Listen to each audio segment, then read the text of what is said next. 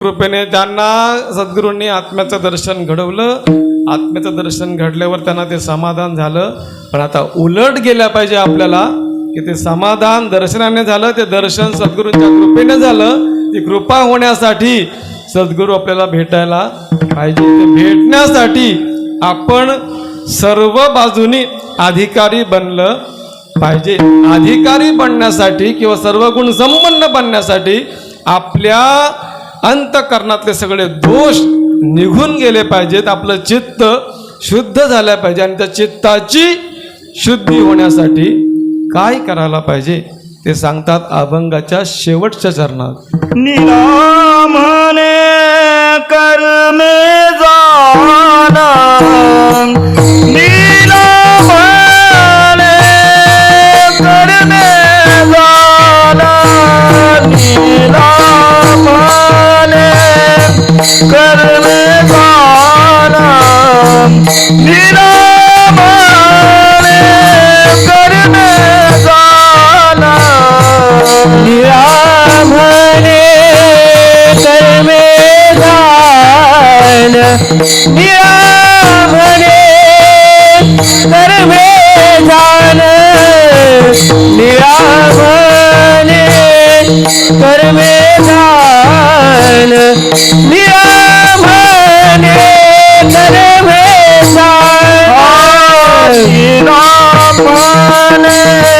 कर्मे जान, निरामने कर्मे जान, निरामने कर्मे जान, निरामने कर्मे जान, निरामने कर्मे जान, निरामने कर्मे जान, निरामने कर्मे जान, निरामने कर्मे जान, चित्त शुद्ध ते निर्माण, चित्त शुद्ध ते निर्माण, गुरु कृपा होण्यासाठी, गुरु कृपा होण्यासाठी, गुरु कृपा होण्यासाठी, गुरु कृपा होण्यासाठी, चित्त शुद्धी ते निर्माण, चित्त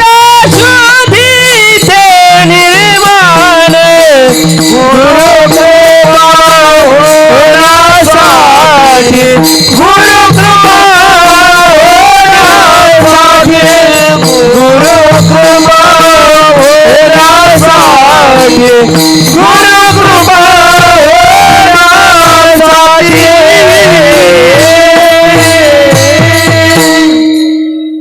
अभंगाची सुरुवात म्हणजे डायरेक्ट सर्टिफिकेट आहे, रिझल्ट डायरेक्ट.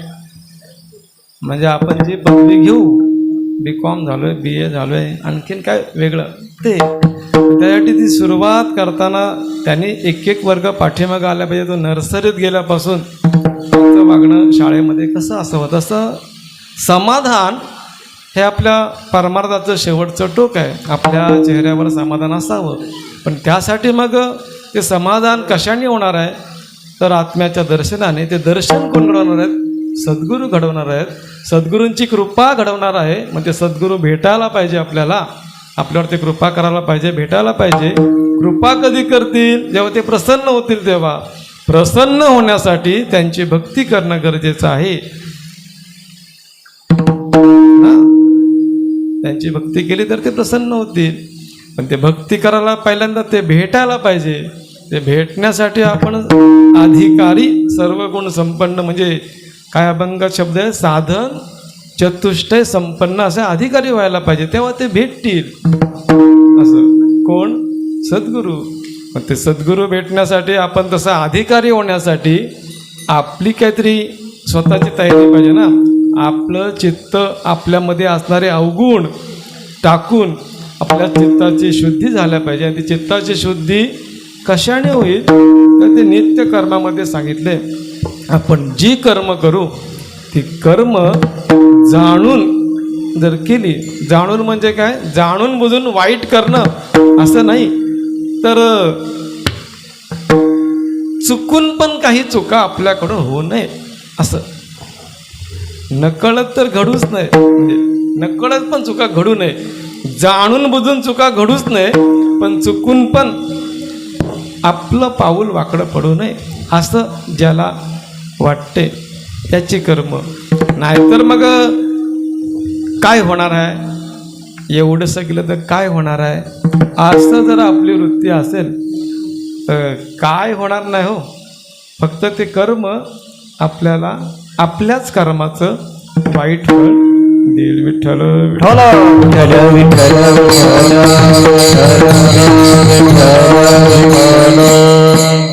आज बाबा हरिपाठात काय मस्त म्हणतात, केले कर्म झाले हां, दुसरं काही येत नाही हो, केलेलंच कर्मच भोगायला येतं, दुसरं येणार नाही.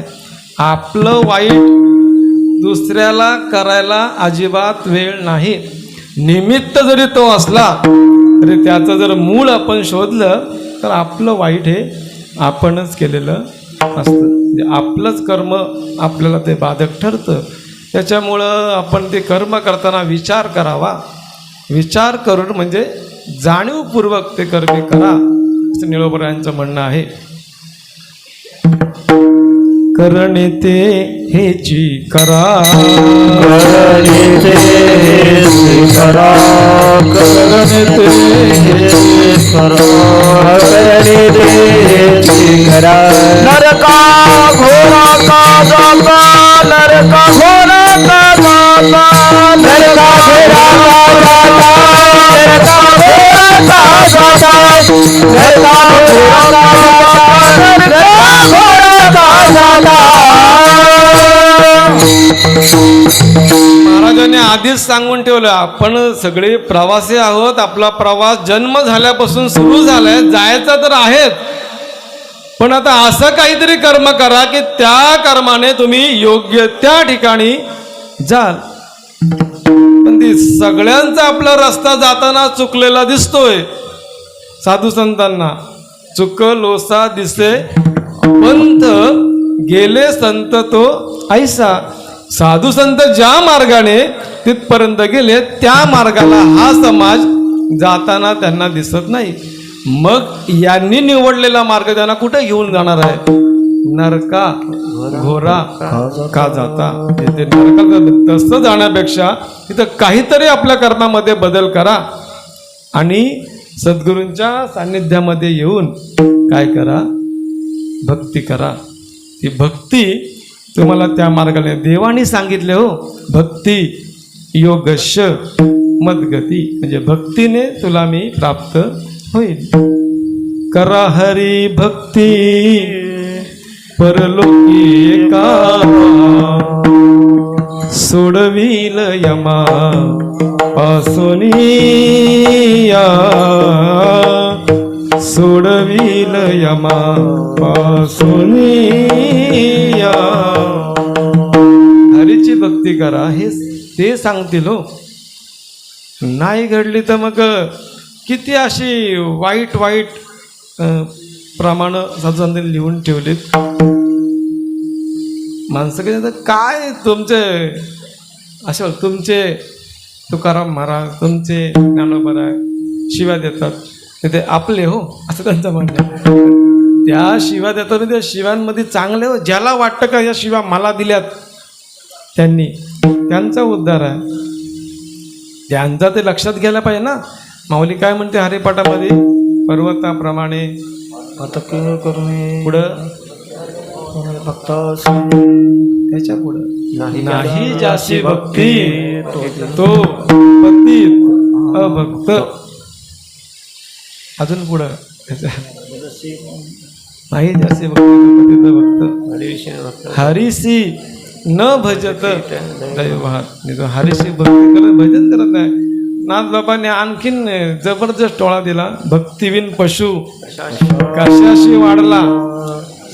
हा, किंवा भक्तिवीण माती मुखी त्याच्या त्याच्या अजून पुढे असे कठीण बोललेत हो आपल्यासाठी. म्हणजे त्या भक्तीने या करा हरी भक्ती कामे त्यांनी सांगावं, त्यांचं ऐकावं आपण तिथपर्यंत. त्यासाठी भक्ती करताना त्या भक्तीमध्ये कर्मप्रधान ती भक्ती असावी ना. ते कर्म करताना आपण ती दक्षता घ्यावी की आपल्या कर्मातून वाईट काही घडू नये. जर तसं घडलं तर त्या कर्मातून चित्ताची शुद्धी होईल. चित्ताच्या शुद्धीला, त्या निर्मितीला ते कर्म आपलं कारण आहे. माणसाच्या मनामध्ये नुसता विचार जरी वाईट आला ना तरी ते कर्माची प्रॅक्टिकल प्रत्यक्ष कर्म करण्याची गरज नाही. कसं आपण जर व्यवहारात बघितलंय, कोर्टात गेलो आणि कोर्टात जर असं एखाद्याने अपील केला की हा मला मारण्याचा प्रयत्न करतोय असं मला वाटते, त्याच्या मनात तो उद्देश आहे, तो हेतू आहे, तर तिथं वरती बसलेला जज पुराव्या अभावी नुसत्या हेतूवर त्याला शिक्षा देणार नाही. पण हा जो जज आहे आपल्या मनात नुसता हेतू जरी आला ना, आपण ते कर्म नाहीच केलंय, वाईट कर्म नाही केलं, पण वाईट कर्म करण्याचा हेतू जरी मनामध्ये आला तरी ते पण कर्म आपल्याला वाईटच फळ दिल्याशिवाय राहत नाही. विठ्ठल एवढा कर्माचा लहान विचार आहे, बारीक विचार आहे. बापूंकडून आपण ऐकलेला आहे. सहज देव म्हणाला पांडवांना, चला आज आपण वनभोजनाला जाऊ लांडरच्या रानात. आणि मग तिथं गेल्यावर देव म्हणतोय ती फळं त्या झाडाची खाली पाडली ना, भूक लागली म्हणून, आता जा आणि आपलं पुण्य तिथं समर्पण करा आणि ती फळं काय करा वरती लावा. आता सगळ्यांनी गेले पण द्रौपदी मातेची ते फळ लावायला गेले, ते लागलं नाही. ते तिचं पुण्य तिथं कमी पडलं. चरित्रामध्ये असं काय की नुसता विस्तार नको त्या चरित्राचा, पण सगळ्यांना माहिती आहे नुसता फक्त त्याच्या मनामध्ये तो विचार आला, जसे माझे हे 5 पती आहेत, तसा कर्णाला पहिल्याला वाटलं की हा पण तो पांडवांचाच अंश असल्यामुळे असावा, असा फक्त मनात वाईट विचार आला. तरी एवढं गती ती देवाकडे बघते, देव तिच्याकडे बघतात आणि त्या नजरेतून त्यांनी ते ओळखलं की देवाने माझी अशी फजिती केली. विषय काय सांगायचा आहे की एवढा बारीक विचार कर्माचा केला जातो. महाराज एका अभंगामध्ये म्हणतात ते कर्म बळीवंत दुस्तर, पुरे हा संसार कर्म बळीवंत दुस्तर. एवढा ते कर्म घातक आहे, त्याची आपण व्यवस्थित काळजी घ्यावी आणि ते कर्म सद्गुरूंच्या आश्रयाने ते सांगतील त्या प्रकारे करावं. तिथं आपली बुद्धी, आपलं डोकं वापरू नाही. त्यांनी सांगितलं ना, कुठंतरी आपण ते चिंतन ऐकलंय बापूंकडून काय की सहज स्वामी समर्थ रामदास स्वामी निघाले.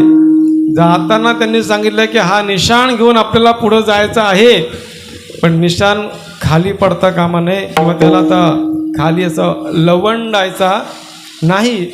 समोर एक झाड आलं मोठं, आता त्या झाडाची फांदी समोर आल्यामुळं तिथून जाता येणार नाही, तो खाली तरी करायला पाहिजे किंवा ती फांदी तरी.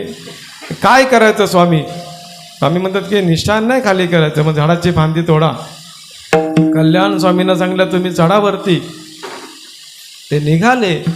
चढताना परत काय सांगितलंय, लक्ष द्या, फांदीच्या उलट बाजूला बसायचं आणि फांदी तोडायची आहे.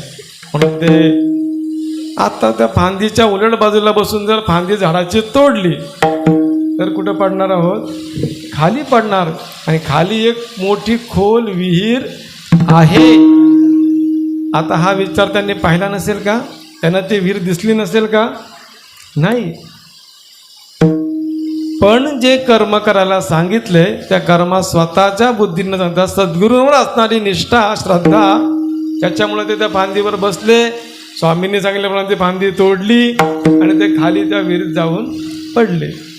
पडल्यावर बाकीच्या अश्रद्धावान लोकांच्या मनात आलं की काय जर नको हवा असेल आपल्या या दिंडीमध्ये हा मनुष्य, तर त्याला सांगायचं बाबा जा तू आमच्यात ना, पण असं कशाला स्वामींनी करायचं असा पण विचार करणारी मंडळी आहेत. सद्गुरूंवर संशय घेणारी माणसं आहेत. पण मग स्वामी विचारतात